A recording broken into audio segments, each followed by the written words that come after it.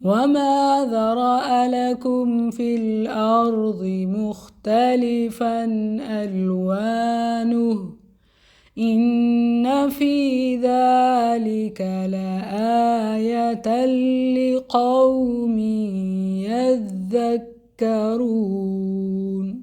وما اور جو ذرأ پیدا کیا لکم تمہارے لیے فی الارض زمین میں مختلفاً مختلف الوانہ اس کے رنگ ان بے شک فی میں ذالک اس لآیتاً البتہ نشانی لقوم لوگوں کے لیے یذکرون وہ سوچتے ہیں۔ اور جو کچھ اس نے تمہارے لیے زمین میں پھیلا دیا ہے جس کے رنگ مختلف ہیں، بے شک اس میں ان لوگوں کے لیے یقیناً بڑی نشانی ہے جو نصیحت حاصل کرتے ہیں۔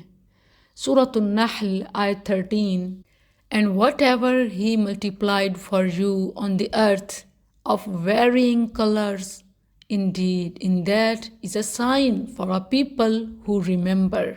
اللہ نے زمین میں مختلف چیزیں بنائی، ان کی قسمیں، ان کے رنگ ایک سے بڑھ کر ایک شاہکار ہے، مگر اللہ نے سب کو انسان کی خاطر بنایا اور انسان کے لیے اس میں اپنی پہچان رکھی۔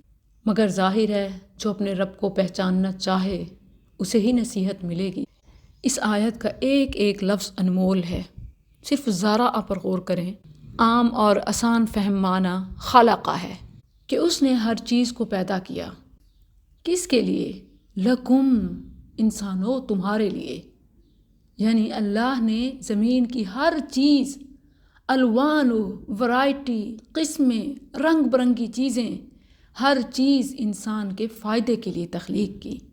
اور غور کریں تو ذرا سے ذریۃن بھی آتا ہے، ذریۃن کا معنی نسل اولاد، یعنی اللہ نے صرف تخلیق ہی نہیں کیا بلکہ انہیں توالد اور تناسل یعنی اولاد اور نسلوں کے ذریعے پھیلایا۔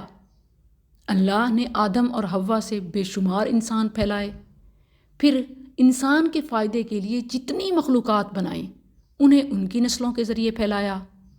ہر حیوان سے بے شمار حیوان، ہر پودے سے بے شمار پودے، رنگ برنگی مختلف قسموں والی چیزیں انسان کے فائدے کے لیے جو بنائیں ان کے لیے بھی پھیلانے کا نسل اور اولاد کا ذریعہ بنایا۔